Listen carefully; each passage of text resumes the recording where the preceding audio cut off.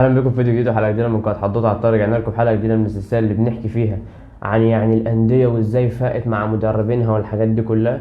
وحلقتنا النهارده هتكون مخصصه عن تين هاج ومانشستر بعد ما فاق بعد العشر سنين العجاف اللي مر بيهم في الجفاف الكروي اللي الناس كلها ما كانتش طايقاه من جماهير مانشستر من بعد سولشار لحد ما جه تين هاج وبدا يحسن الفريق. الى حد ما الفريق قدر ينافس على شويه مراكز وشويه بطولات وبدا يرجع لروح البطولات مره تانية. فقبل ما نبدا ما تنساش تشترك في القناه وتفعل جرس التنبيهات وتدوس على زرار اللايك. بعد 10 سنين عجاف وجفاف كروي مر بيه مانشستر يونايتد مع المدربين اللي سبقوه سواء مورينيو سواء ديفيد مويس وغيرهم كتير، تبص تلاقي ان النادي خلاص ما بقاش عنده الروح ولا الشغف اللي يخليه ينافس على البطولات، اللي يخليه يوصل لمراكز، اللي يخلي النادي يعمل اي حاجه. اصلا النادي خلاص وصل لمرحله بعد السير اليكس فيرجون. اصلا اللعيبه اللي بتيجي تحس ان اساميها مش دي اسامي اللعيبه اللي بتيجي مانشستر يونايتد، سواء الانديه اللي جم منها سواء ايا كان بقى كل الحاجات اللي تقدر تقول عليها.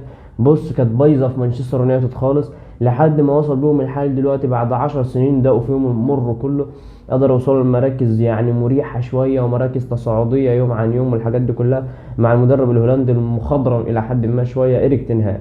مع اننا كلنا عارفين برضه ان عنده مشاكل في قرايه الماتشات احيانا، زي اخرهم ماتش ليفربول السبعة صفر وماتش السيتي اللي كان حوالي 4 ولا 5 ولا شوف النتيجه خلصت كام.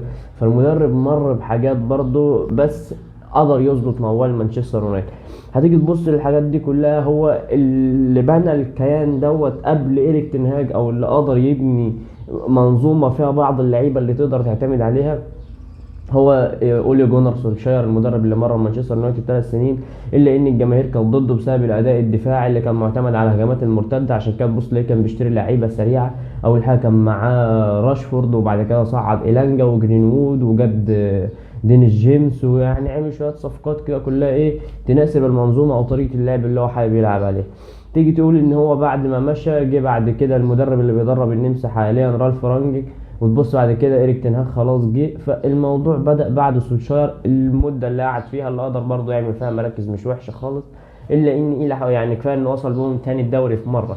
إلا إن الموضوع إلى حد ما كانش ملموم بالطريقة اللي هي لحد ما جه تين هاج اللي اسلوبه بيعتمد على طريقه اللعب اللي في ناس ياما تحس انها بتقلق منها، وهي البناء من الخلف من عند الحارس. ولازم يكون الحارس بيعرف يلعب برجله، دي اول حاجه بالنسبه للاسلوب دوت. وبعد كده يطلع للمدافعين والفريق يقدر يبني واحده واحده. لكن في البدايه الموضوع ده كان كارثي بنسبه كبيره، ده كانوا خسرانين من برينتفورد في بدايه الدوري 4-0 وهو كان موجود كريستيانو وكان موجود واللعيبه دي كلها. تبص تلاقي ان ديخيا بيلعب الكره للمدافع، المدافع قبل ما يلف تكون الكره اتقطعت وردت عليهم بهجمه والهجمه دي كانت جول. فاللعيبه ما كانش عندها المرونه ولا الفلكسبيتي اللي كان يخليهم يعتمدوا على الموضوع دوت بصفه كبيره جدا. الا ان هو قدر يكون عنده صبر كبير ويوظف اللعيبه في التمرينات على مناطقهم وهم على اماكنهم وهم معاهم الكوره في الاستحواذ، ولما يفقدوا الكوره والحاجات دي كلها. وبدا يزود المرونه التكتيكيه عند اللعيبه ويجيب لعيبه على كيفه زي ليساندرو مارتينيز زي اريكسن زي سابيتزر. اللعيبه سابيتزر طبعا هيجي بدايه الموسم، هو اللي جه من الموسم دوت كريستيان اريكسن. فجاب اللعيبه اللي تقدر تناسب منظومته، سواء بقى اللي سنه كبير اللي سنه صغير اللي والحاجات دي كلها.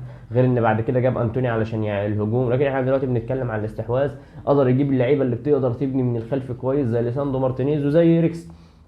اللعيبه اللي شالت مانشستر شويه على كتفها الصراحه، وبالذات ليساندرو مارتينيز الى حد كبير جنب فاران. هتيجي تبص وتحسن اللعيبه دي كلها الحاجات اللي اتكلمنا عليها مع ايريك تين هاج. فاران بعد ما كان بادئ بدايه مع مانشستر مش اللي كانت مع ريال مدريد، قدر يستعيد مستواه مره تانية. دييجو دالو اللي بدا يثبت نفسه بصفه كبيره ان هو باك يمين موجود في الساحه. تبص تلاقي ان اللعيبه برونو فرنانديز بدا يفوق، راشفورد خلاص بقى من احسن لعيبه العالم اصلا مش احسن لعيبه في مانشستر يونايتد بس.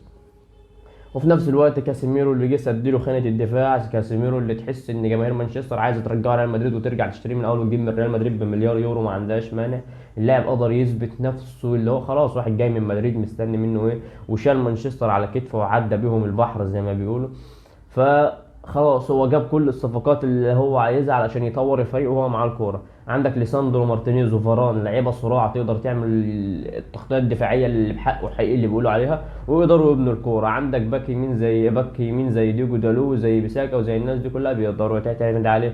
الناحيه الشمال عندك مالاسيا اللاعب الصغير، وفي نفس الوقت لوك شو اللاعب اللي عنده خبره وشارب دوري انجليزي وشارب مانشستر يونايتد.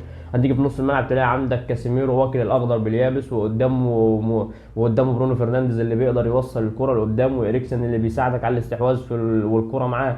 في نفس الوقت كاسيميرو يقدر يرجع لك الاستحواذ لو الكرة مش معاه. طبعا قدام راشفورد على ناحية والناحية التانية انتوني، اللعيبة يعني عاملة كل حاجة تقدر عليها، مش مقصرة مع الفريق.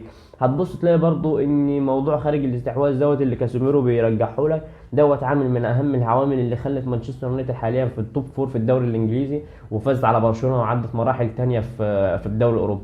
ان ايه توظيف اللعيبه وانت مش معاك الكوره، ازاي تبص تلاقي ان اللاعب اول ما بيفقد الكوره في رصه كده لعيبه مانشستر يونايتد بتترصها، اول واحد فيهم كاسيميرو تلاقيه ضغط الناحيه دي او الناحيه ديت، وفي ناس تانية وراه مغطيه عشان لو الكوره اتقطعت او حاجه.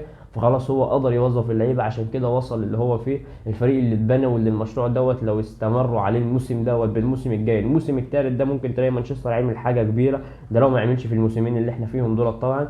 علشان يعني بالتوضيح البسيط اللي هو مش مفصل قوي تنتهي حلقتنا. قبل ما ننهي ما تشترك في القناه وتفعل جرس الباك، تدوس على زر تكتبنا في الكومنتات عايزنا نتكلم عن فرق ايه الحلقه الجايه، او عن اي حاجه نقدر نحكيها في الحلقات الجايه هتكون موجوده.